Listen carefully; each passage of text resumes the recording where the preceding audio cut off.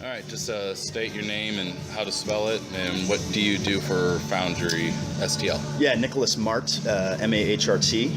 I'm the president and chief of staff to the CEO of Foundry St. Louis. Been there since inception, January 12th, I think, 2016. Okay. What is Foundry St. Louis? How is it formed? Is there any relation to the City Foundry project, or is it a coincidence?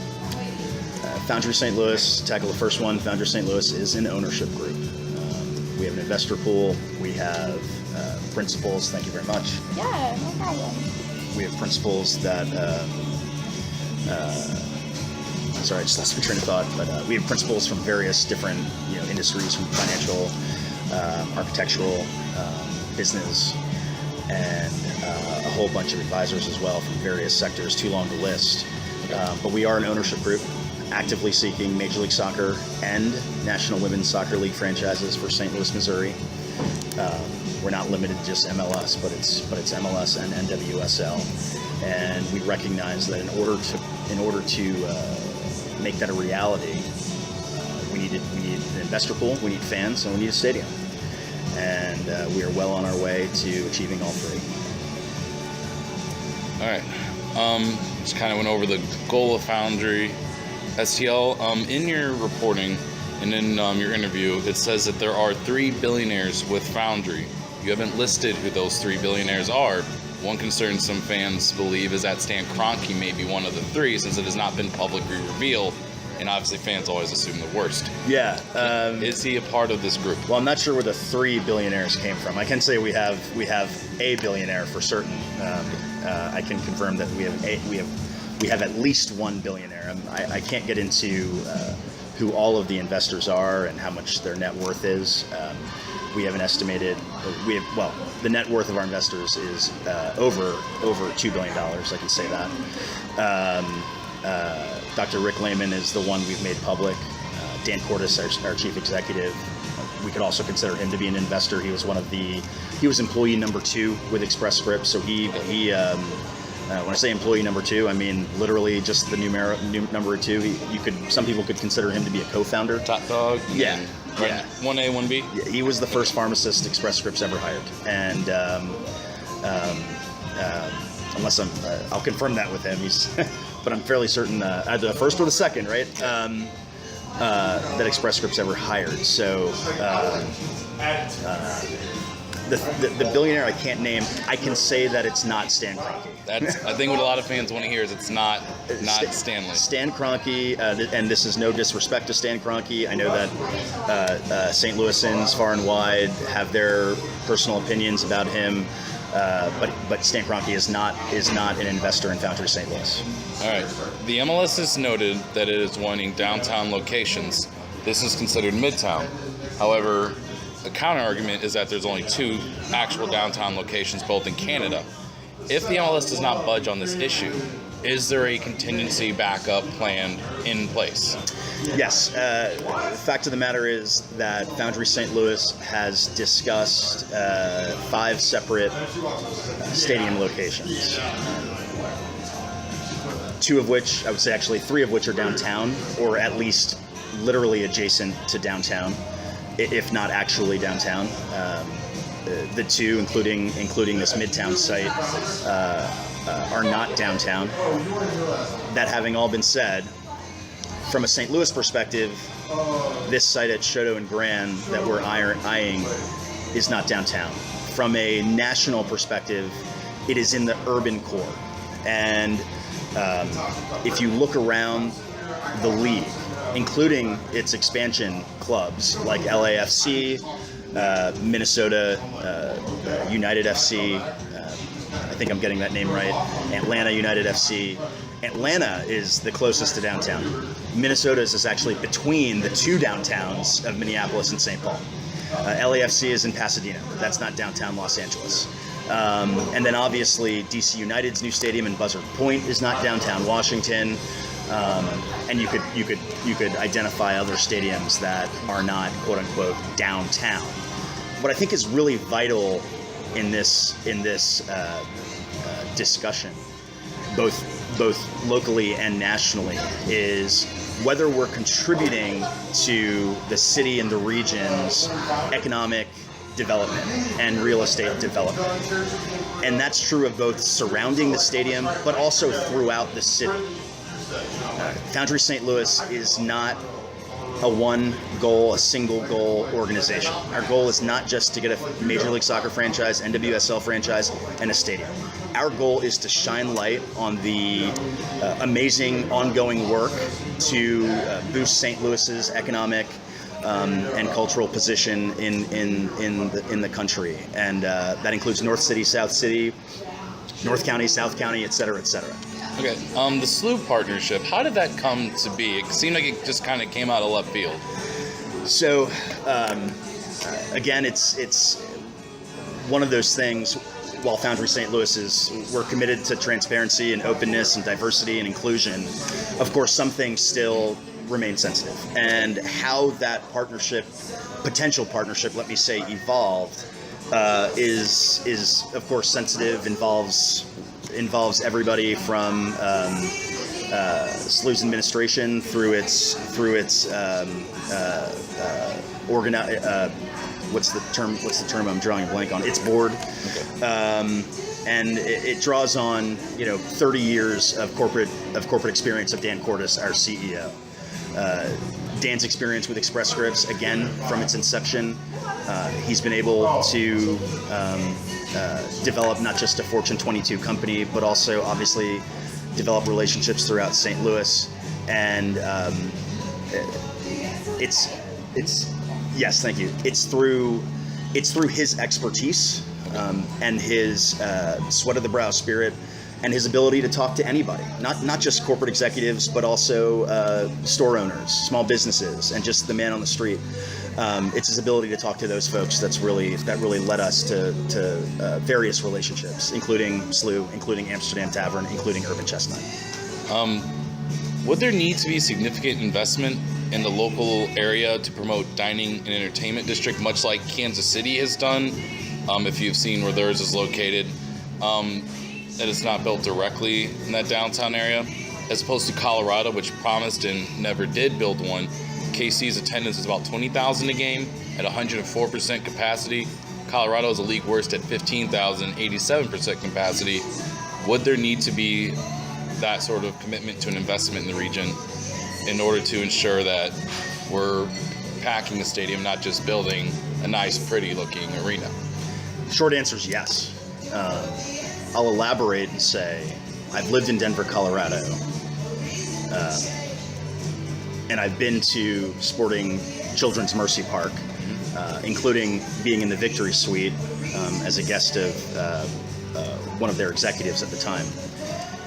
And not only has Sporting KC done a fantastic job, but while I lived in Denver, I actually never did attend a Rapids match, in part because of its location. I think what Sporting Kansas City has done is tremendous. Again, this is not to disparage the Colorado Rapids.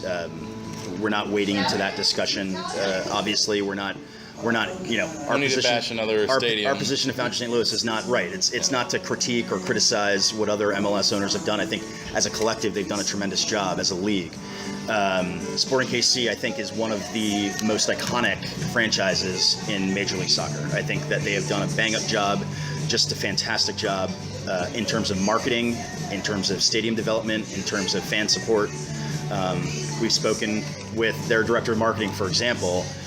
But to your point, to your question, Children's Mercy Park was built in a current economically prosperous area, shall we say. Nebraska Furniture Mart. I'm not sure if it's a Cabela's or a Bass Pro Shop is there. Other the outdoor mall, Kansas Speedway, yeah. Right. This particular location we've zeroed in on, and other locations don't enjoy that same level of economic development. We are 100% committed to not just a redevelopment of the area surrounding the stadium. Bars, restaurants, hotels, what's it called? Dense living, residential, urban development. Urban residential apartments, condos, basically. we are 100% committed to ensuring that there remains fair housing, affordable housing. We're committed to that both in that area, but also around the city. We don't want to lose sight of the fact that there are a lot of neighborhoods in St. Louis that are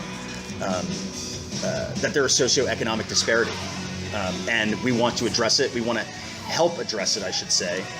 There are people doing great work, and we want to continue to address it and try and spur investment in those areas as well as around the stadium. All right. Whether, I know we can't necessarily talk about the partnership with SLU, but if it is built, would SLU have a new home for soccer? Yes and no, or can't dive into it yet? It is without a doubt that if SLU men's and women's soccer want to play in that facility, we would enjoy it. But it goes beyond also athletics for a moment, if I can. It's our goal that with the new SSM Health Hospital and SLU's sports medicine department, that this is also an opportunity for academic training, both in medicine and physical therapy and that sort of thing. It's also an opportunity for the Cook School of Business to send their sports management and sports marketing folks to come down and either intern or even have classrooms built right into the stadium. It's a real opportunity that goes beyond just the athletic department into the educational academic component of St. Louis University. Okay. Most expansion teams usually drum up a lot of support by bringing in a big name international player. With a large Bosnian community in St. Louis, would a name like Edin Dzeko, the Bosnian Diamond as he is nicknamed, fit here, or would a bigger name be needed outside of just the Bosnian community? Well, it's hard to address specific. I'm a fan. I gotta ask. Players, right? It's hard to address specific players. Never mind the issue of contractual tampering, Yeah. which we would have no interest in wading into. Okay. What I can say is that this summer we actually started what we call our rostering department, which is designed to begin scouting both at the minor league level and the international level. So when I say international, I'm saying association football in other countries, with the idea of identifying players that might be ripe for signing in a couple of years. Of course, we can't talk about who those would be, but the Bosnian community is an enormous part of St. Louis's culture. In fact, St. Louis, plenty of Bosnians, first of all, are of Bosnian descent. They're Second generation. They're second generation. But St. Louis also has one of, if not the highest foreign-born resident populations in the country. Huh. I know that. Not just Bosnian. So, for example, 2 Ethiopian national team soccer players were resettled here as part of refugees, if I'm remembering correctly. I believe there was a Sports Illustrated article about that. We don't want to just say we're only going to appeal to the Bosnian population, but we are going to say we're going to appeal to every population in St. Louis.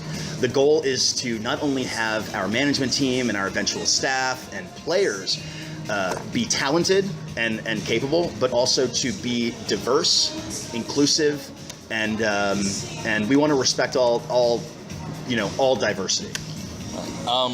Just for since we've had some hardball questions thrown in, what are some potential team names? Would it be Foundry St. Louis? Would it be some FCSC United, or would it be something with name a mascot? Archers FC. Why not? Sure. Yeah. You know what? Well, the fans get to help decide it. Again, the fans will not only help decide it; the fans will probably decide it. Oh wow. I'll get into our sort of philosophy in a little bit. I'll stick with the team name question for a moment. We have 50 potential team names. And St. Louis Archers is one of them. Okay. St. Louis Siege, or rather Siege St. Louis, actually emerged as an internal favorite at one point. And I'll give you a quick background on this.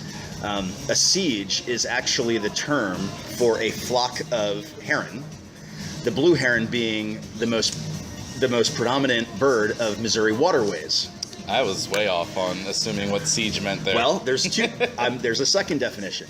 The siege is also the siege tower is also a term of art used for a rook in chess. And with the St. Louis Chess Hall of Fame and the International Chess, I'm drawing a blank on the full name of the International Chess Hall of Fame and the, I think it's the Chess Club and Scholastic Center. I'm drawing a blank exactly how that's named, but we can look that up later. The siege tower and the rook we thought would be a great homage to this tremendous organization that has been established in the Central West End of St. Louis City. But again, we have 48 other team names that we've brainstormed. But the reality is there's a ton of ideas out there that we haven't and will not think of. Okay. And so we want to make sure that the public has the opportunity when the time's right to help decide that, if not outright decide it. All right, Mayor Francis Slay. He will not be in office by the time these decisions are made. However, he has said that there are one too many groups trying to bring the MLS here. Your Twitter page tweeted at him directly saying that you agreed and would like to work to bring the MLS here. What does this mean for your group and for the group MLS to STL? That one's an easy one. Since March of 2016, March of this year, maybe even late February, we have communicated with Mr. Peacock and Mr. Woodcock. We have, through a third party, we've approached Mr. Kavanaugh. We've expressed our ideas, or at least our interest in sharing ideas with them to collaborate since March. This goes back to March. We are 100% behind the notion of everybody, and that includes small businesses and big businesses. That includes politicians and voters. That includes mayoral candidates and aldermanic candidates. We are 100% the idea of collaboration. Two heads are better than one is what my mother always said. And the idea that some folks sitting in a room hammering out all the details that they will then tell the public how it's going to be is anathema to our effort. We have a series of public engagement forums designed. We had one at Urban Chestnut the other day on stadium design. We're going to be announcing our second one to be held at Amsterdam Tavern. That's going to focus on concessions, details to follow. But the concept of there being two groups that are disparate and need to remain so, we don't believe that. We've extended overtures to Mr. Peacock on multiple occasions. We invited him to the Urban Chestnut Forum. We asked him to dinner in August so the parties can discuss. He seemed receptive to it. Unfortunately, it doesn't seem like we were able to schedule that. But the idea that the groups are disparate, I think that at the end of the day, St. Louis is best served when folks with great ideas come together and blend those ideas into one. All right, just a couple more questions that we have before we can just get into just sales pitch, end of it. MLS to STL has been extremely quiet, as you mentioned, and has been one of their biggest kind of criticisms. In fact, their last tweet was sent out in March. Is this group somewhat of a response to the lack of public involvement from their group? Or is this just that your group just happened to come into the media second after their group? Yeah, it's a great question. Our group does go back to literally the day that news came out that the Rams were leaving and going to Los Angeles, moving to Los Angeles.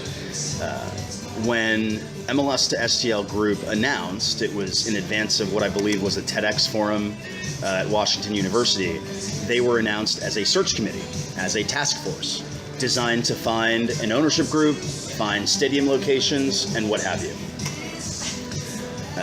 We were born before the search committee was announced, but of course, in our conversations with Major League Soccer, they referenced talking to MLS to STL Group as a search committee, as a task force. They used one of my articles in their weekly reports. There you go, which we attempted to do.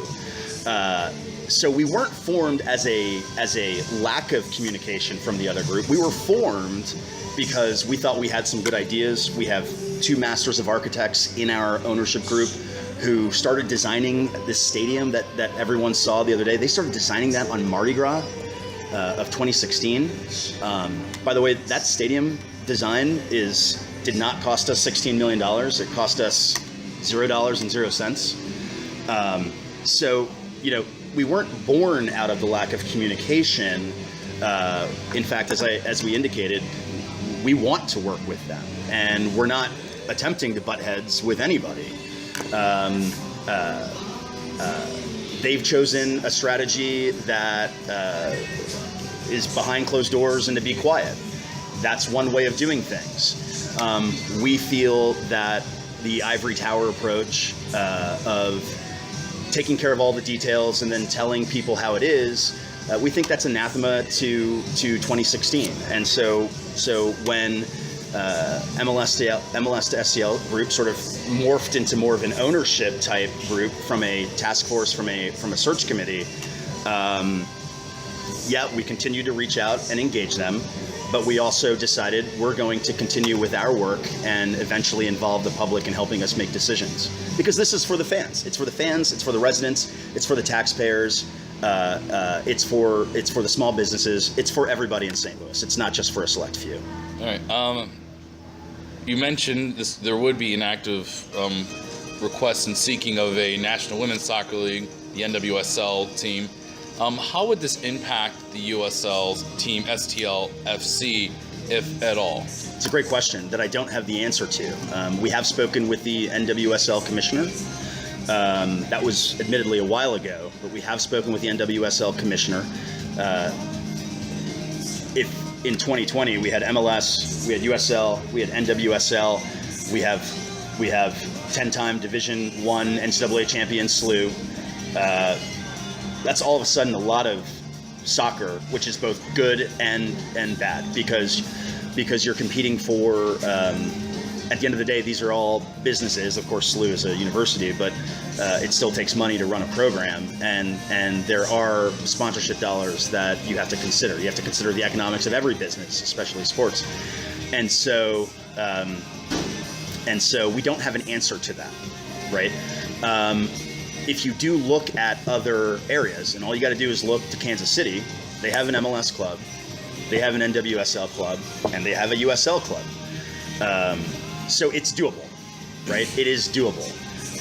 But it's a challenge. It's going to be a challenge that whether it's Foundry St. Louis, whether it's a hybrid organization, it's going to be something that I think, again, two heads are better than one, and two heads can solve. We'd love to work with STLFC. We saw the billboard on the way. Announcing Preki. We're excited about that billboard. In fact, I'm going to take a picture of it on my way back and tweet about it because we're excited about that hire.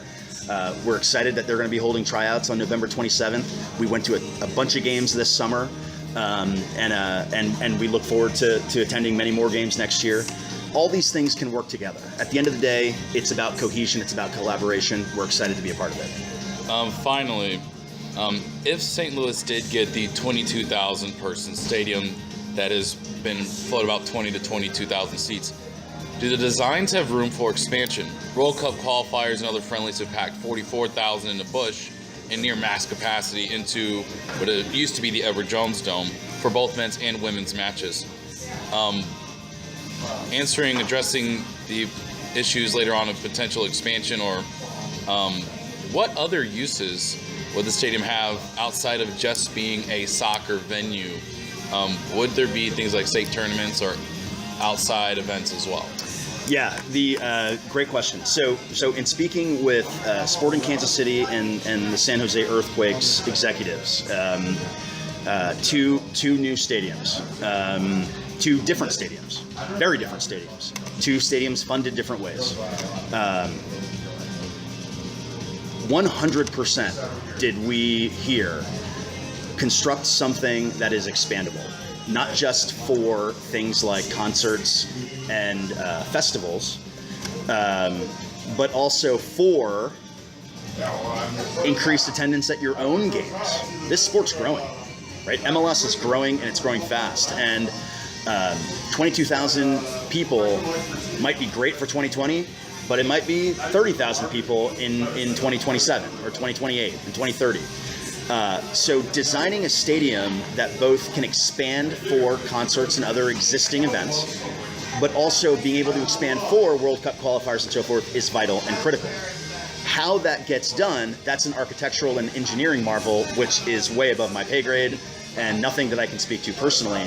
But I can attest to, while I'm listening and not talking in those architectural meetings, that's something that is top of mind for our architects. Canon Design and our internal masters of architects, I want to make sure I say that because they're not technically certified to practice, so they can't sign drawings, for example, or renderings, but they are academically trained in architecture. Canon Design has been tremendous, and the things that those, Canon and our two guys are thinking about, it's incredible. Everything from sight lines to transformation for events, to how to get food services and things delivered, to how ingress and egress. I don't know if you noticed in the renderings, the parking garage underneath are sort of built into the hillside of the stadium. Take a close look. It's really, really neat. The things that they're thinking about, the causeway that goes to, you mentioned City Foundry, the causeway that goes over to City Foundry, just things like that I obviously would never have thought of. They're thinking about those things, and they will continue to think about those things. Very quickly about City Foundry, it was happenstance. It was coincidental. We are meeting with the City Foundry folks. We spoke on Tuesday, and we are going to meet with them because there is collaboration from the Grove to that site to City Foundry to Bi-State, obviously, that we've talked to. There's just tremendous opportunity to partner. Okay. All right. For the next couple minutes, I'll just open up the floor. If you have anything we didn't cover or that you want to get in that we didn't go over, sure. This is your moment before we go and upload this and eventually get this on the web for everyone to listen to. Yeah, the number one important thing that we think is this public participation. We are 100% behind it. Somebody asked me yesterday, if a stadium plan were put to a public vote, would you guys be okay with that? And the answer is, not only would we be okay with it, we are actively encouraging it. Our current stadium plan is for the stadium to be privately funded. The incentives, the real estate incentives that, like tax incremental financing and tax credits, those were designed to be gap fillers, not upfront money. Our stadium concept is one to backfill. So right now we're actually eyeing the stadium to be privately funded. If for some reason economics dictate that we would ask for public funding, a couple of things. Number one, nothing from existing general revenue, nothing at all.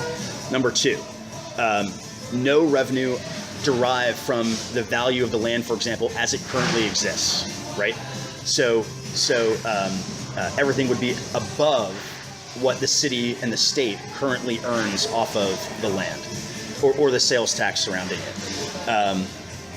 And number three, we would not only put this to a public vote, we would hold public meetings. We would show them the financials. We would ask the public to fully digest everything about the stadium, everything about the public funding, and then ask them to vote on it. We are not shying away from voting. The Rams Stadium, the Regional Sports Authority sued the city to prevent and make sure that the city didn't have a public vote. We are opposed to that. We are 100% behind putting these numbers in front of the public and having them endorse it. Because at the end of the day, I'll say it again, this is not our stadium. This is not some politician's stadium. This is a stadium for the city of St. Louis, for the surrounding region, for soccer fans, for taxpayers, for small businesses, for everyone that loves this city and wants to be a part of it. This is their stadium. This is their team. This is our STL. So I really appreciate you asking that question. We want to make sure that that's clear. This is our STL. It's everybody's. Okay, awesome. Well, thank you so much. Thank you. I appreciate it.